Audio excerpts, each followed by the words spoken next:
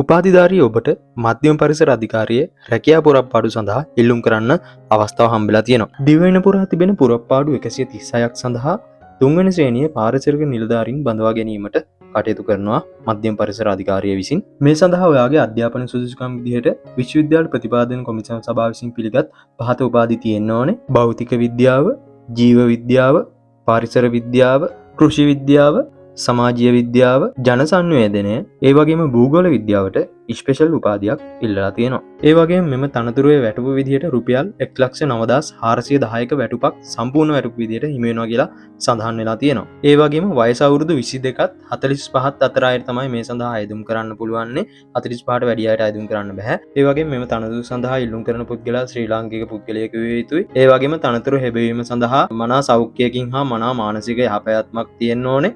ඒ වගේම දිවයිනේ ඕනෑම ප්‍රදේශයක රැකියාව කරන්න පුළුවන් වෙන්න ඕනේ. ඒ වගේම හොඳ චරිතවත් පුද්ගලයෙක් වෙන්න ඕනේ. ඒ වගේම මේ රැකියාව ස්ථිර රැකියාවක්. මෙම පුරප්පාඩු සඳහා බඳවා ගැනීමේ ක්‍රියාපටිපාටි වන්නේ තරඟ විභාගයක් හා සම්මුඛ පරීක්ෂණයක්. ඉතින් මේ තරඟ විභාගය සඳහා රුපියල් 1000ක මුදලක් තැන්පත් කරන්න ඕනේ. මේ සඳහා අයදුම්පත් ඉදිරිපත් කරන්න පුළුවන් අවසාන දිනය තමයි 2025 ජූනි 2 වෙනිදා. ඒ වෙද්දිවා මේ සුදුසුකම් සපුරලා තියෙන්නත් ඕනේ. ඉතින් ඔයාලට තරඟ විභාගයේදී පේපර් 3ක් සඳහා උත්තර සැපයන්න සිද්ධ වෙනවා.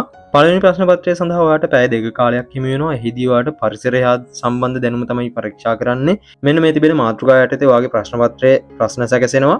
ඒ වගේම පැය කාලයක් ඔයාලට හිමි වෙනවා අභියෝගතා පරීක්ෂණය සඳහා. ඒ කියන්නේ IQ පේපරයක් තමයි මේ සඳහා හිමි වන්නේ.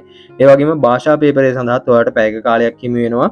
ඉතින් කලින් සඳහන් කර පේපර් දෙකට ලකුණු 100 බැගින් හිමි වෙන්නේ මේ භාෂා ප්‍රශ්න පත්‍රයට ඉංග්‍රීසි කොටසට ලකුණු 50කුත් සිංහල කොටසට ලකුණු 50කුත් බැගින් තමයි හිමිවන්නේ. ඉතින් මේ රැකියාව සඳහා ඉල්ලුම් කරන ඇප්ලිකේෂන් එක ලබා ගන්න අවශ්‍ය ලින්ක් එක මම පහතින් කමෙන්ට් කරන්නම්. ඒ කරා ඔයාලට මේ ඇප්ලිකේෂන් එක ලබා ගන්න පුළුවන්. ඉතින් ඇප්ලිකේෂන් එක ෆිල් කරලා ඉවරලා ඔයාලට ඒක තැපැල් කරන්න තමයි තියෙන්නේ. ඉතින් තැපැල් කරද්දී ලියුමේ වම් පස්සේ ඉහළ කෙරවලේ ඔයා ඉල්ලුම් කරන රැකියාව තනතුරු සඳහන් කරන්න ඕනේ. ඒ වගේම මේ ඇප්ලිකේෂන් එක දාද්දී ඔයාගේ උපාධි සහතිකයේ සහතික කරන ලද ඡායා පිටපතක් ඉදිරිපත් කරන්න ඕනේ. ඉතින් ඊට අමතරව මේ ඇප්ලිකේෂන් එකේ තියෙන දේවල් ඔයා සම්පූර්ණ කරන්න ඕනේ. ඔයාට ඇප්ලිකේෂන් එක පහත ලින්ක් එකෙන් ලබා ගන්න පුළුවන්. ඒ වගේම ඔයාට තවත් ඉදිරියට රැකියාව පුරප්පාඩු සම්බන්ධයෙන් දැනගැනීමට අවශ්‍ය නම් මගේ channel එක subscribe කරලා තියාගන්න. ඉදිරියටත් එන රැකියාව අවස්ථාවන් පිළිබඳව මේ channel එකේ වීඩියෝ ඇතුළත් කරනවා.